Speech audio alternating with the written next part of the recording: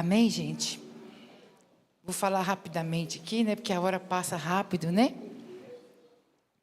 Eu queria que vocês abrissem para mim em 1 Samuel, capítulo 3. Lembrando que nós não somos um crente bonitinho de domingo à noite. Significa que você não vai sair daqui do jeito que você entrou. Significa que você vai sair daqui cheio de Deus, da presença e da verdade. Lembrando você, em nome do Senhor Jesus, você quer tomar posse de alguma coisa? Essa noite você toma posse de uma coisa. Jesus disse assim, que ele ia voltar para o Pai, mas que ele ia deixar aqui o Espírito, e a função dele era nos convencer do pecado, da verdade e do juízo. Pede, clama, fala, Espírito Santo, essa é a sua função na terra. Então cumpra isso em mim, em nome do Senhor Jesus. Eu não vou sair daqui sem entender a sua palavra, sem ter uma experiência com o Senhor. Eu vou sair daqui mais crente, em nome de Jesus. Isso é não ser um crente bonitinho de domingo à noite. Viu? Uma pessoa que senta no banco, nessa cadeira, ouve a palavra não penetra dentro dela, não produz aquilo pelo qual Deus liberou ela no céu, por causa de um coração endurecido, ou um coração preocupado demais com a segunda-feira que nem chegou. Mas que Deus encontre em nós esta noite, em nome de Jesus, esse coração receptivo para essa palavra, para essa transformação, para essa cura, para essa libertação que Deus liberou para nós esta noite. Você não saiu da sua casa por acaso. Você não está aqui ouvindo a palavra e vai sair daqui do jeito que você chegou aqui. Vira para o seu irmão e fala, você vai sair daqui mais crente hoje, irmão. Você vai sair daqui incendiado pela presença de Deus. Você entendeu o que é não ser um crente bonitinho domingo à noite? Nós não aceitamos crente bonitinho domingo à noite. Nós não somos religiosos. Amém? Eu queria falar um pouco sobre Samuel. Samuel, vamos ler, vou ler um versículo e a gente vai discorrendo isso aí. 1 Samuel, versículo 3, capítulo 3, versículo 1, diz o seguinte. E o jovem Samuel servia ao Senhor perante Eli. E a palavra do Senhor, qual que é a versão que está ali? Era muito rara. E as visões não eram frequentes. Eu preciso ver aquela televisão que o Davi colocou, que eu amei. Que é a televisão ali, para a gente que está aqui, perfeita. Então, tá mais de óculos, né? Então a gente vai falar aqui sobre Samuel.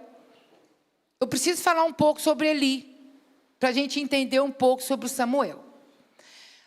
Quem foi Eli? Ele era o sumo sacerdote daquela época. Então ele cuidava do tabernáculo. Ele cuidava da arca da aliança, que representava a presença de Deus. Ele era juiz daquela época. A época de juízes, Deus preferiu uma época que não haveria reis. Deus instituiu juízes. Por quê? Porque Deus queria que o povo pedisse socorro direto a Deus, não precisasse de um rei. Deus seria o rei. Então ele instituiu juízes, para que às vezes uma desavença entre família, como o pastor Eli sempre disse, né? Haveria um juiz que Deus traria sobre ele uma sabedoria para julgar o povo, mas a verdadeira necessidade, Deus queria que fosse diretamente com o Abba, com o nosso Pai. Então ele era esse juiz. Então ele ficava tomando conta do tabernáculo, que ali tinha a arca da aliança, que representava a presença de Deus. Ele era o sumo sacerdote. E a mãe de Samuel era Ana, e o seu pai Eucana, porque ela não conseguia ter filhos. Deus deu um filho e ela prometeu que se Deus desse um filho para ela, ela ia dedicar esse filho a Deus. Então Deus fez com que ela engravidasse e nasceu Samuel, e ela ofertou o filho a Deus, entregando aos cuidados de Eli. Então, nessa época de Eli que nós lemos aqui, que fala que a palavra era muito rara, porque o povo nessa época ele estava numa crise espiritual. Nessa época não existia Bíblia. Essa época Deus manifestava através de vozes, Deus falando diretamente com pessoas, ou Deus falava através de sonhos, ou Deus dava visão, ou Deus enviava um anjo. Nessa época, como Eli, ele estava sendo um líder fraco, que eu vou explicar o porquê. Deus então ele não estava manifestando no meio do povo, ele não estava tendo lugar para trazer as revelações, as grandezas, as profecias que ele tinha para aquele povo. Por quê? Porque Eli, ele estava fora da sua posição.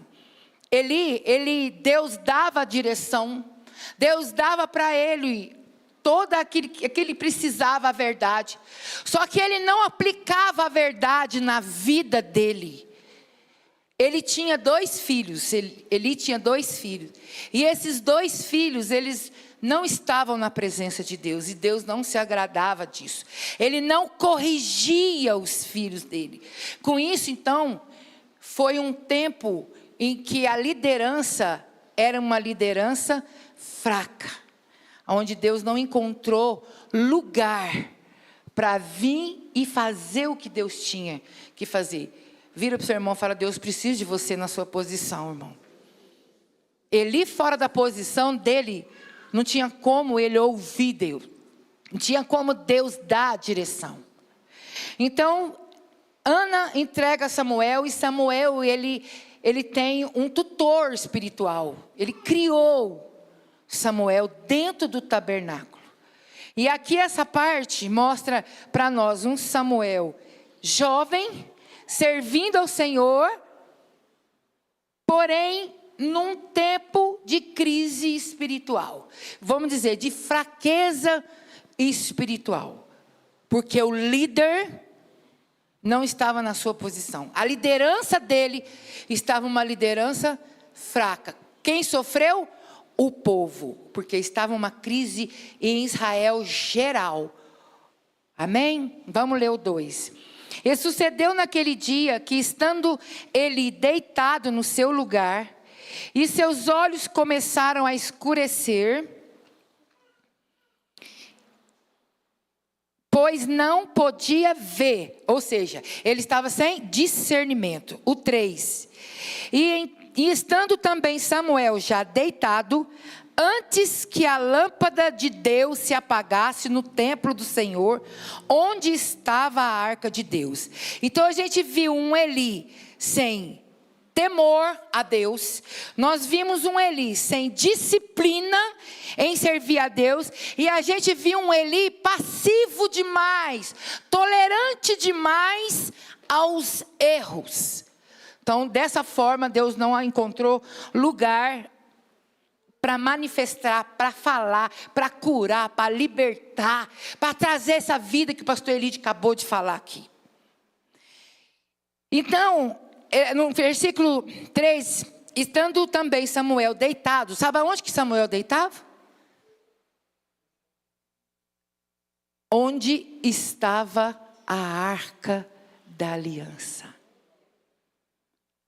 Jovem, o lugar que agradava Samuel de se deitar todas as noites era perto da presença de Deus.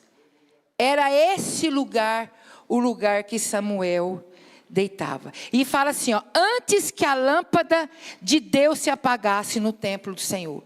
Eu vejo um pai ansiando por trazer vida novamente. A lâmpada apagando significa a presença se apagando. Então Deus, ele vem e quer fazer algo. Então o que ele faz? Ele levanta então Samuel. A Bíblia diz, antes no versículo 2, que Deus, cada dia que passava, Deus se agradava mais de Samuel. Porque não amava mais Samuel. Porque Deus, ele ama todos nós igualmente. Mas ele se agradava do coração de Samuel, das atitudes de um jovem. Deus olhava para o coração dele, porque Deus olha para os nossos corações. E ele via nele alguém que ele poderia confiar. Põe a mão no seu coração e fala: Senhor, que o Senhor possa olhar para mim e ver alguém confiável. Em nome de Jesus. Deus tem grandes coisas para entregar para nós, igreja. Deus tem grandes coisas para fazer através das nossas vidas. A gente vai perceber aqui que depois que Samuel ele tomou, que Eli morreu, Samuel foi um instrumento tão poderoso que teve ordem naquelas nações. Deus reinou através de Samuel e teve paz. Deus, ele quer reinar dentro dos seus lares, das suas casas. Ele quer trazer paz dentro da nossa vida, da nossa casa, da nossa família. Mas Deus precisa ver em nós um coração disponível, porque nós mesmos somos instrumento de Deus para trazer a palavra, como eu orei aqui para as crianças. As nossas crianças, eles vão ser, a Bíblia fala que eles são uma flecha, que estão na aljava dos pais. Então, nossos filhos, nós, pai, temos aqui uma aljava, e dentro dessa aljava tem a flecha. Nossos filhos são a flecha. Quem lança os filhos, então? Os pais.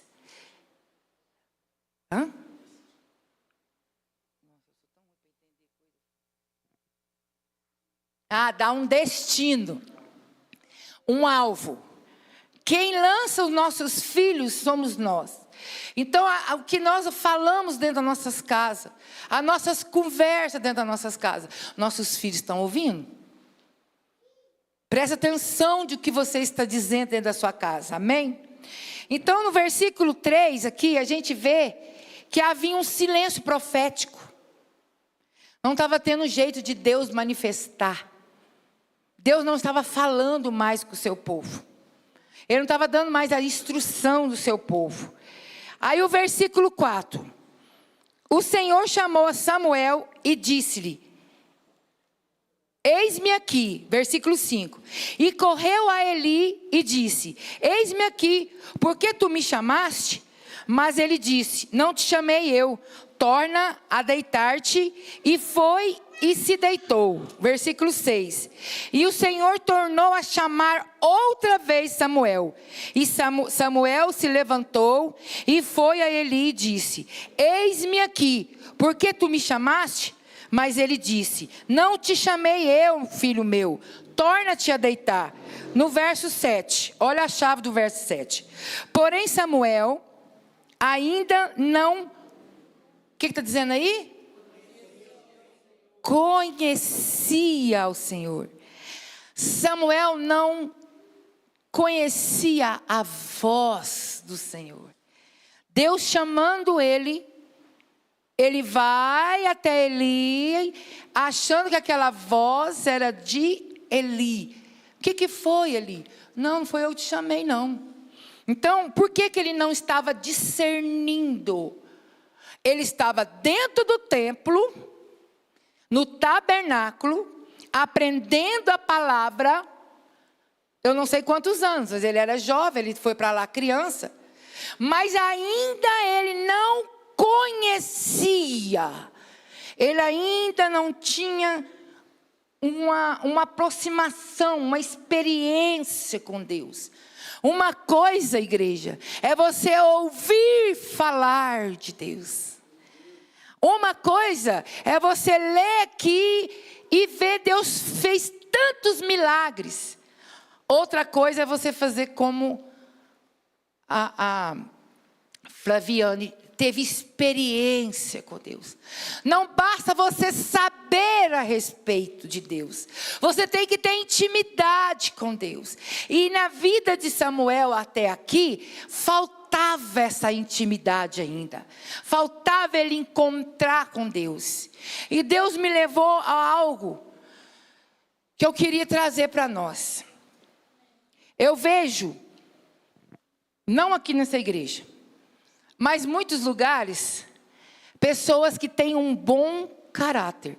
O que é uma pessoa que a gente chama de ter caráter? É uma pessoa que tem integridade, honestidade, ela tem valores morais firmes, elas são confiáveis, elas são leal.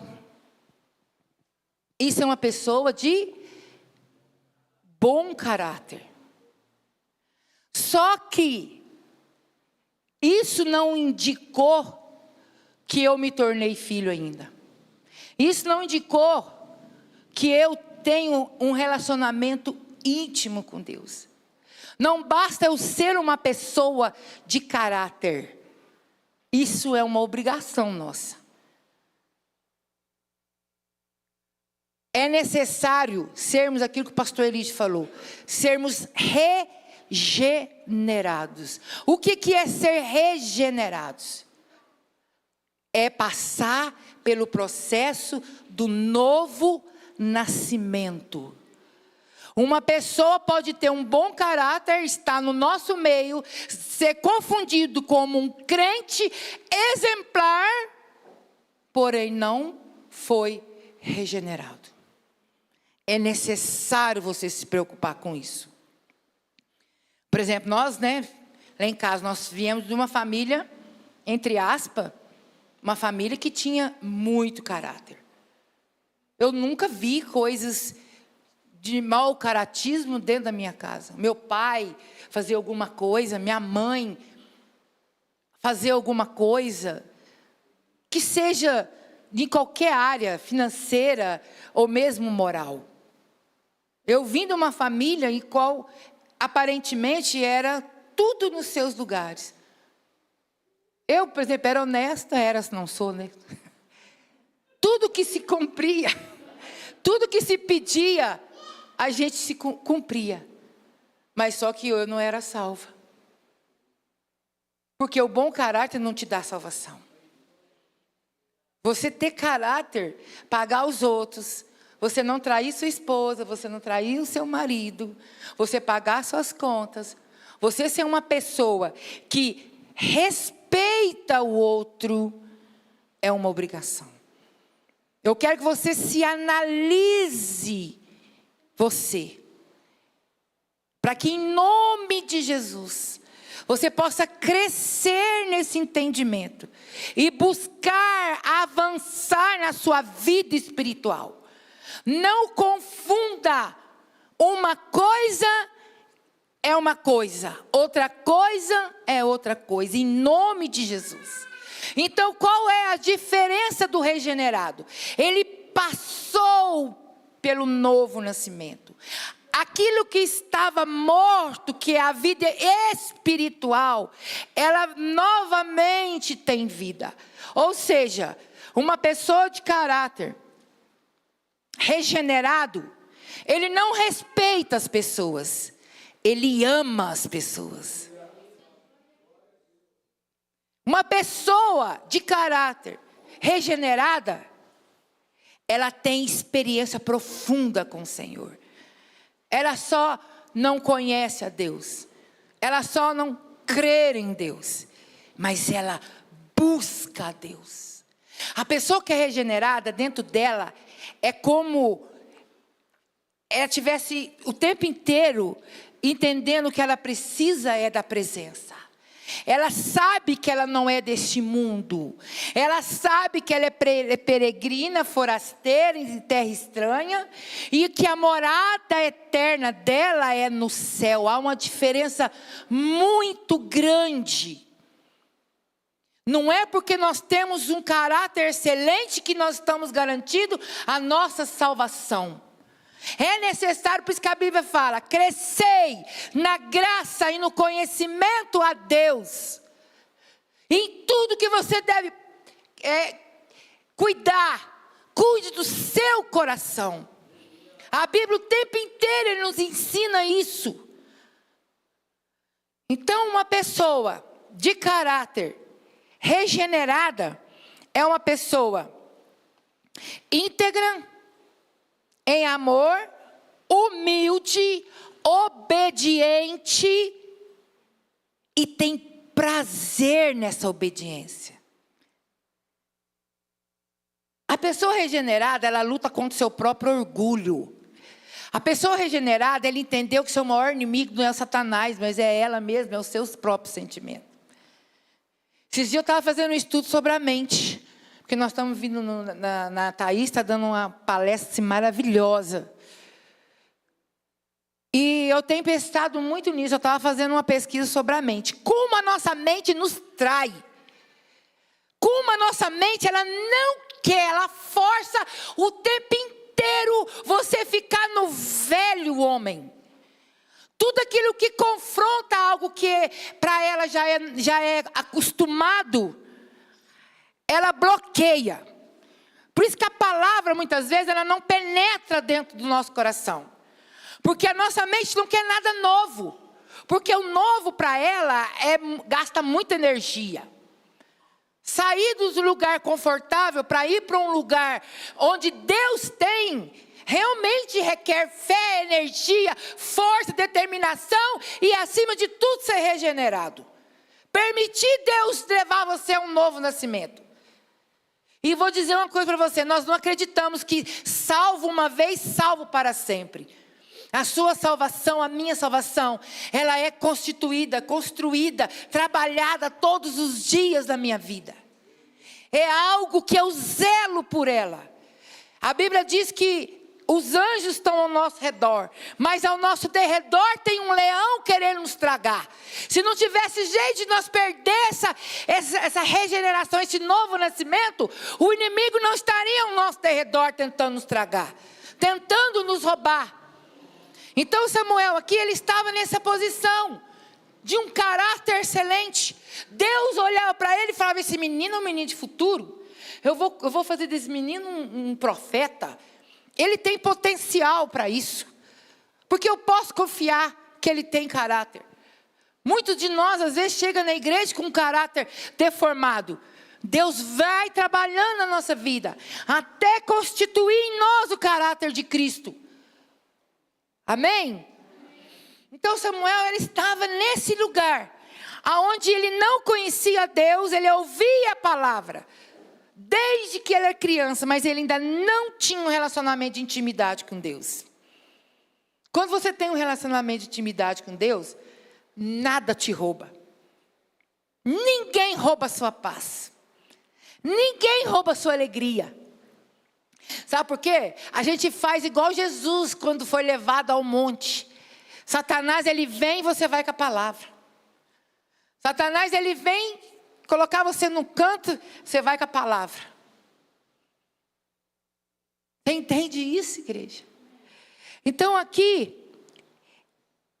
a gente percebe isso, eu quero que você atine para isso em nome de Jesus. Não se acomode, busque cada dia mais a Deus, a conhecer esse Deus maravilhoso. Aí o versículo 8 diz assim, ó, o Senhor, pois, tornou... Fala para o seu irmão, Deus não desiste de você, irmão. Nunca que Deus vai desistir de você. Nunca que Deus vai desistir do propósito que Ele tem na sua vida. Nunca. Você pode até desistir. Porque o que Samuel fez? Ele foi lá para sua cama, do lado da arca, que é a presença, dormiu exatamente do ladinho lá. Aí Deus vem e torna a chamar Samuel pela terceira vez. E ele se levantou e foi a Eli e disse: eis-me aqui, por que tu me chamaste?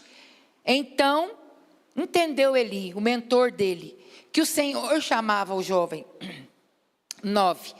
Por isso Eli disse a Samuel: vai, deita-te, e há de ser que, se chamar, dirás: fala, Senhor, porque o teu servo ouve. Então Samuel foi e se deitou no seu lugar. Qual era o lugar dele? Do lado da arca. E a gente vê aqui, isso eu nem estudei, o Espírito Santo ministrando. Eli reconhecia a voz de Deus, porque ele falou para Samuel: é Deus que está te chamando.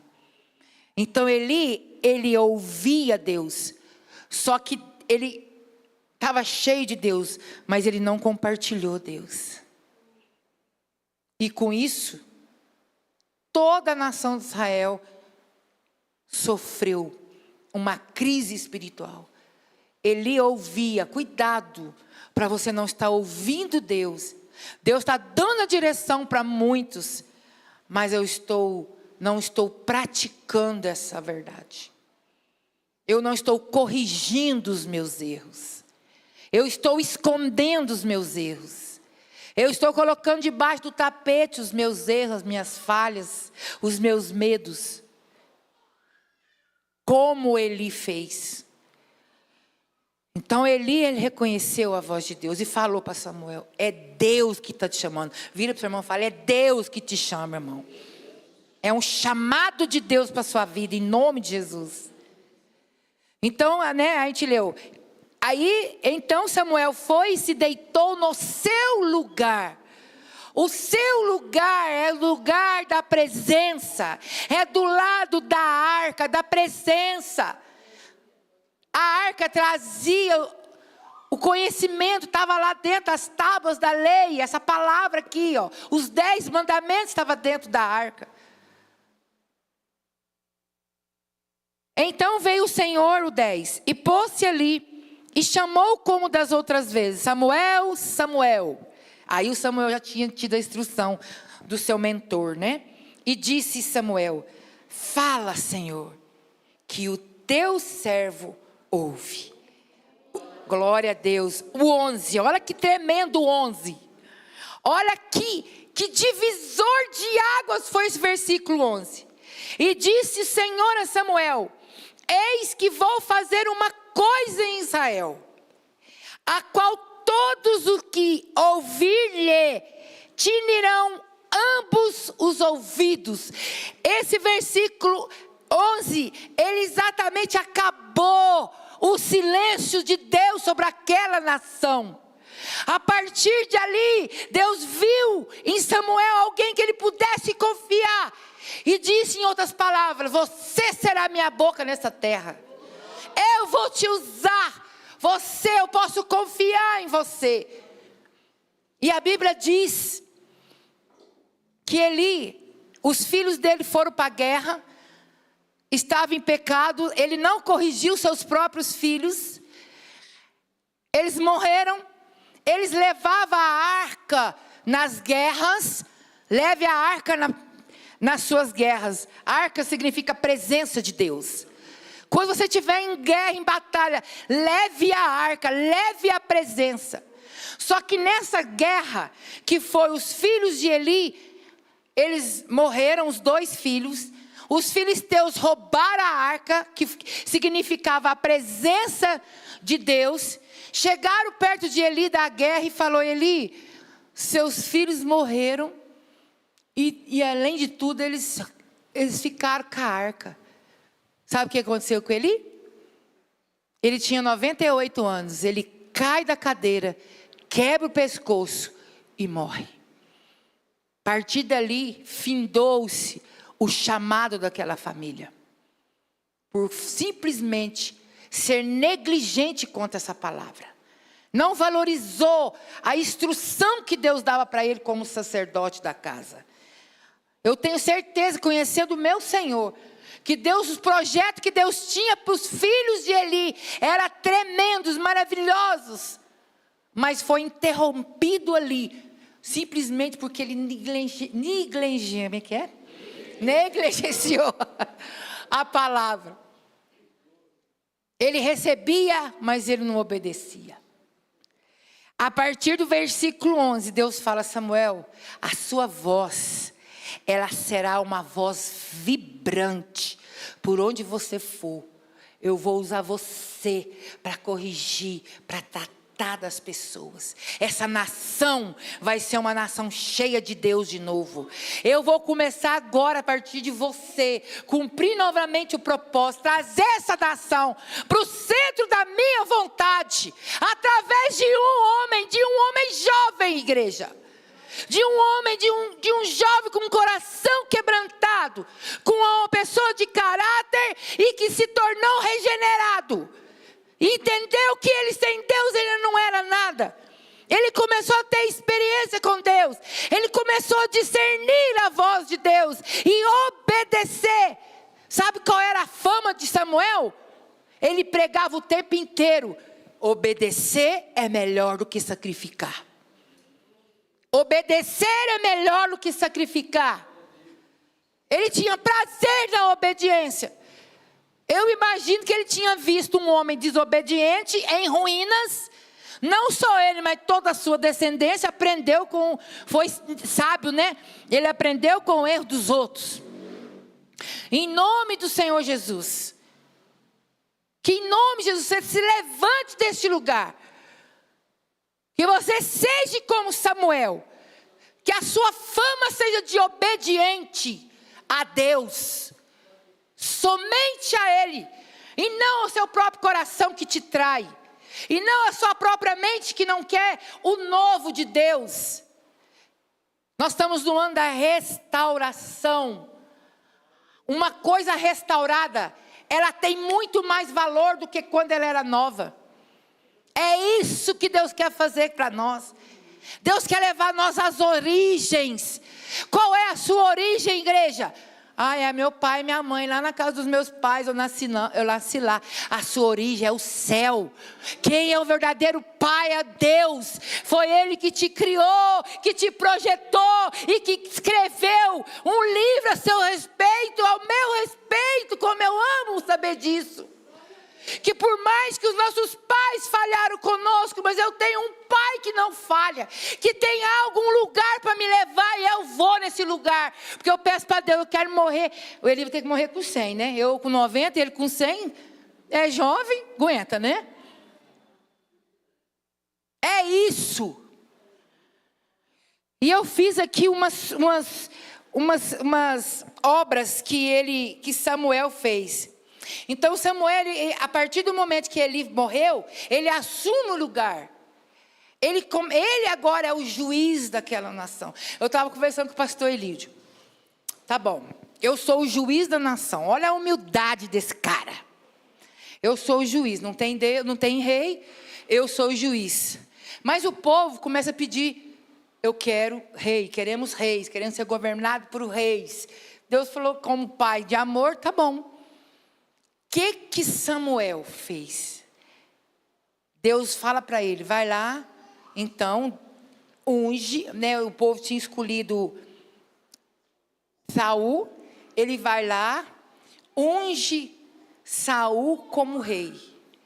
O pastor Elito falava uma coisa: eu quero voltar isso à tona, para que em nome de Jesus nós venhamos aprender.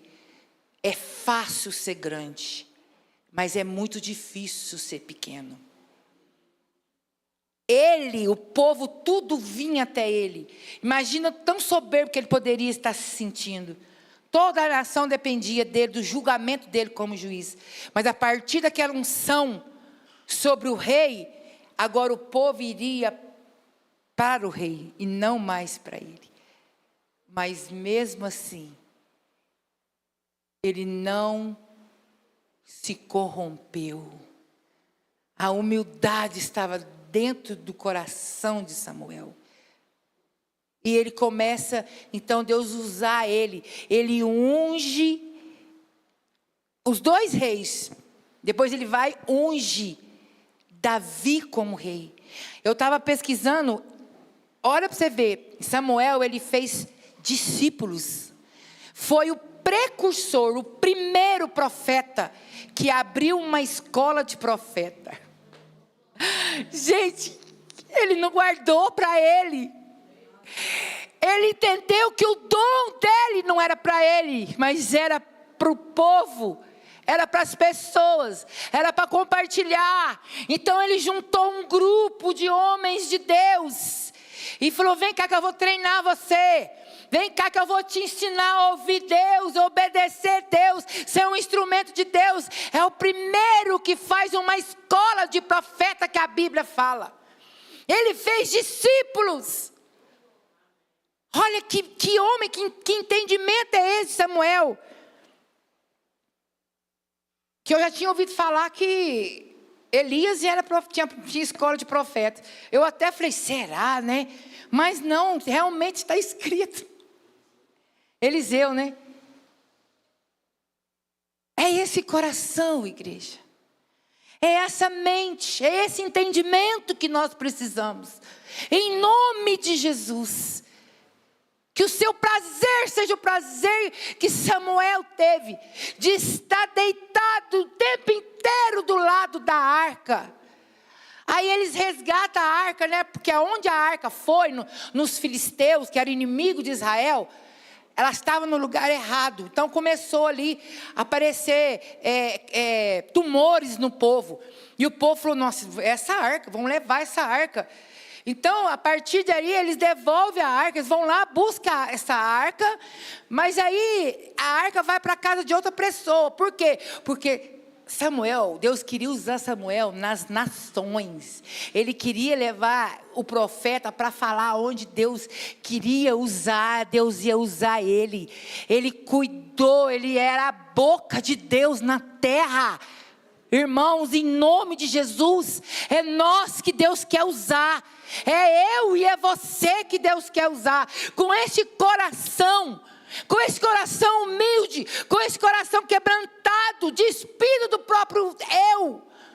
Aí eu entendi porque que o apóstolo Paulo foi tão feliz na vida dele, mesmo com tanto sofrimento. Porque ele disse, não sou eu mais que vivo, mas é Cristo que vive em mim. É esse nível de vida que nós temos que ter. Eu tenho certeza que nós chegar nesse nível, todos os seus problemas acabarão. Sabe por quê? Porque quem vai resolver os seus problemas agora é o Abba. A Flaviana acabou de falar, Senhor, vamos entregar para Deus? Ela falou com o marido dela, o Wilson. O que Deus fez? Entregou para mim? Deixa comigo. Nós esquecemos que Deus, com apenas uma palavra, Ele fez que tudo viesse a existir. Que o Espírito Santo de Deus aqueça teu coração. Que o Espírito Santo de Deus faça como Ele falou com Samuel e que você possa ouvir. Que você não seja como Eli, que ouve a palavra de Deus, mas retém ela. Pega ela e joga no lixo. Que em nome de Jesus ela encontre lugar no teu coração. Que você cumpra o propósito pelo qual Deus tem te dado vida. Você nasceu por um propósito. Hoje eu estava no trabalho lendo a palavra, que hoje é um movimento mais ruim. Chegou um cliente e falou assim, você está lendo a Bíblia? Eu falei para ele, a vida tem que ter um sentido. E o sentido eu encontro na palavra de Deus. Eu falei, não é só nascer, crescer, trabalhar e morrer, né, Ivete? Eu falei para ele, não pode ser só isso. Aqui, falei para ele, está o segredo da verdadeira vida e eu estou em busca, todo dia da minha vida. É isso, buscando ganhar dinheiro. Buscando conhecer a Deus a cada dia mais, ser mais íntimo de Deus e tentando ver, olha, que Deus olhe em mim, vê em mim a possibilidade dele confiar algo precioso. O que é precioso para Deus? Sabia que Deus fala assim, esse coisa aqui, desse tamanho, se Deus falar assim, ó, vira ouro, agora ele vira? Então, precioso para Deus não é ouro, não é prata, não é casa linda. Precioso para Deus é você. Precioso para Deus é você estar dentro do seu propósito. Precioso para Deus é você estar passando por batalha, mas a presença dele está lá com você, juntinho com você, ministrando sobre a sua vida. E essas lutas ele está trazendo informação para você, para o avanço seu espiritual e emocional e de entrar dentro do propósito. As batalhas não te destruindo, não inflamando mais as suas feridas, mas as batalhas, quando a presença de Deus está nas nossas batalhas, nós saímos muito mais fortes e muito mais informação do que é verdadeiramente estar em Deus e vencer em Deus, em nome do Senhor Jesus. É esse tipo de igreja que Deus quer, esse povo que Deus quer, que não teme batalha, mas que vai para cima, que quer mais de Deus, que não fica embaraçado com as coisas deste mundo, que trabalha, sim, mas que o seu melhor tempo seja para Deus. O melhor tempo seja para Ele. Ou então, o dia de culto, hoje é domingo, nós vamos ter célula terça-feira. Nossa, mas podia ter uma célula na segunda também, entende? Ou então o culto é só quinta. Meu Deus, mas não é muito longe o culto só na quinta? Essa fome, essa sede de querer cada dia mais conhecer a Deus, ouvir Deus e obedecer a Deus e praticar aquilo que a palavra dele ministra aos nossos corações. Deus te chama hoje para este lugar em nome de Jesus. Amém? Eu queria que você se colocasse de pé. Eu queria que você se colocasse de pé com esse coração, com esse entendimento. Queria que você fechasse seus olhos em nome